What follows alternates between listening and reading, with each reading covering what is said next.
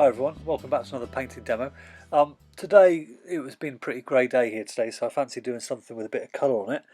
So I've done this little scene with a fishing boat in, coming around a headland. I've used some pretty intense, some strong colours, intense blues on this one.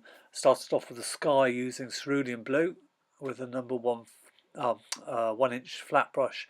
What I'm making sure I'm doing now is actually preserving all the whites, because I wanted to create that illusion of the froth and the sea, the foam and the breaking waves.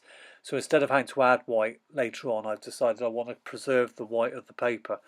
So I'm using the brush carefully now, really considering where I want to leave the whites. So later I can come back and make that look more realistic. That's the bow wave on the boat there. I'm just adding more ultramarine and viridian to the mix there, just to green it up a bit as it comes forward and darker.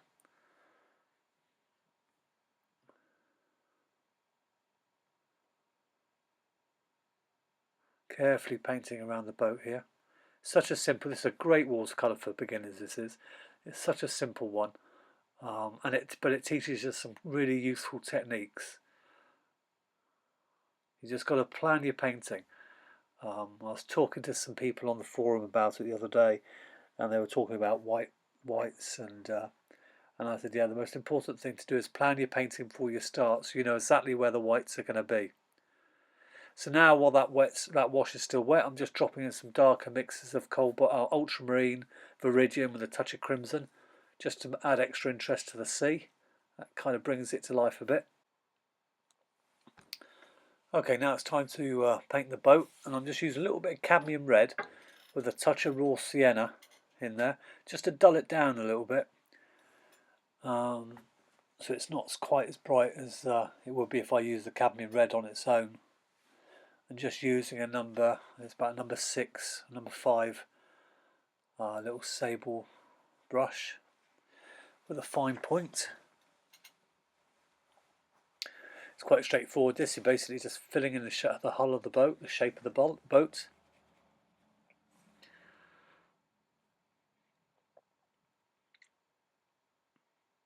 And now I've just added a little mix of burnt umber and a touch of cobalt, just to do the top sides of the boat, the gunwales of the boat, just filling those in.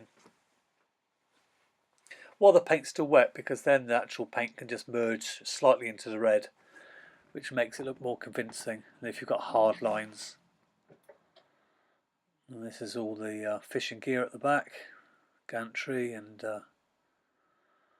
where they haul the nets in or pots up from, I suppose. Just testing to see if it's dry. That's just around the hull where the anti-fouling is just a little bit, just indicating a dark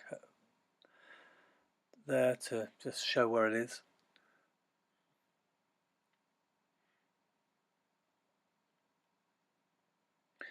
I'm thinking of doing the shadows now on the cabin. And for that I just use some cobalt blue and cadmium red with a touch of yellow ochre. Quite dark mix.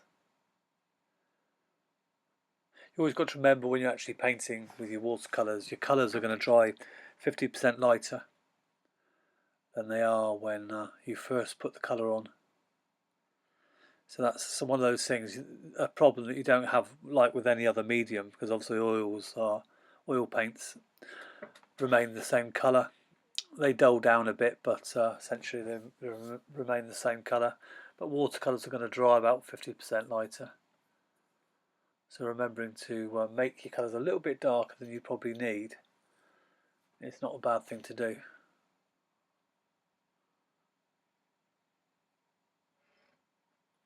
Don't forget, if you enjoyed this video and you want to see more, please like and subscribe. Give it a thumbs up. I really appreciate that. And leave a comment down below if there's anything you want to ask about the video, about my painting, what I use, etc. Anything. just sort of like there's some little people on the boat there, so I'm just popping them in.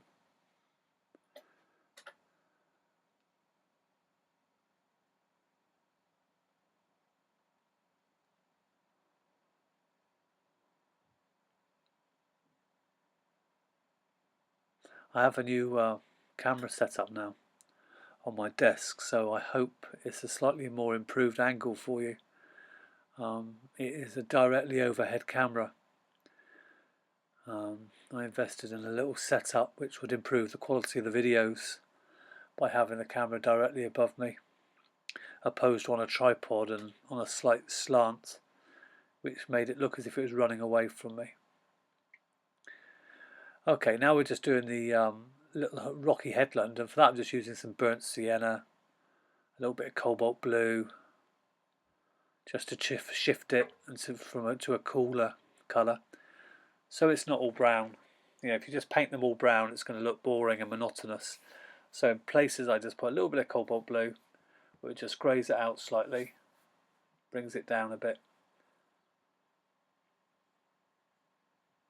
But I didn't want to do too much detail on this. It's just a suggestion on this headland. It's just, I'm not trying to paint anything specific. Again, it's overall shapes and colours, so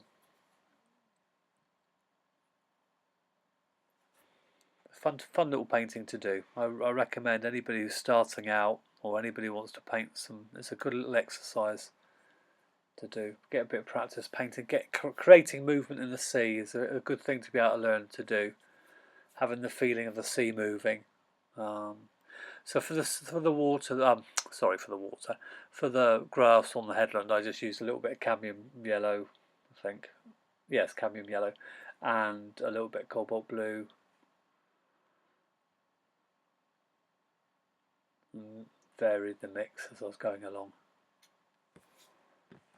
I don't know why I stayed with such a small brush here. I should have gone up a brush size. I don't know why I stayed with that tiny brush. Fiddling a bit. And just to make it more interesting, I'm just changing the colours around so it's not monotonous and the same.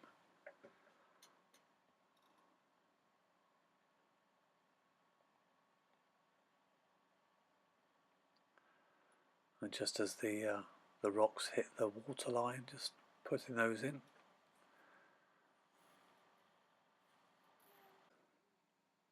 I'm currently working on a watercolour course which will be available in a couple of weeks.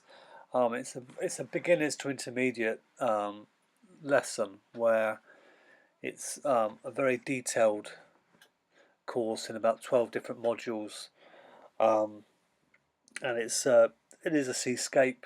Well, it's kind of a beachscape with boats on a beach at low water. It's going to be available on one of the platforms online for hosting courses. And like I say, it'll be geared towards beginners and intermediate painters, really. There'll also be the option for those that subscribe to the course to, for what it's worth to you, if you find it beneficial to have my sort of one-to-one critiquing of your painting, and you'll have the ability to be able to send me messages and ask me questions directly regarding any problems you may have while painting the lesson, the painting. So that's an opportunity for some that might want to get involved in that. If you do, just send me a message and I'll tell you more about it and when it's going to be available. But I've been working on that for the last few weeks, trying to think of some extra ways to make things happen a bit.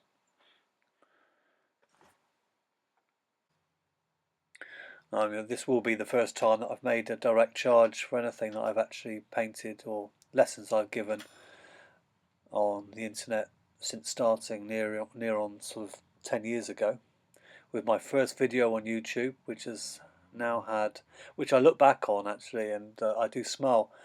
I painted it, like I say, about 9 years ago, maybe.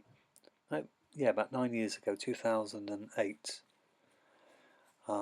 In my studio in the Scilly Isles, and for the camera I used an old webcam, and it's pretty blurred and out of focus, but it's still on YouTube, and like I said, it's one of the first ones I put on, and it's had how many views?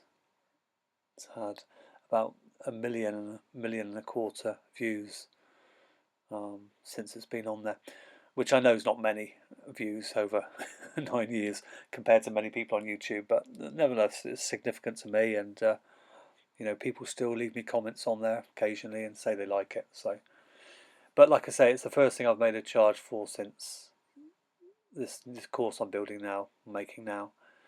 But you know, needs must, and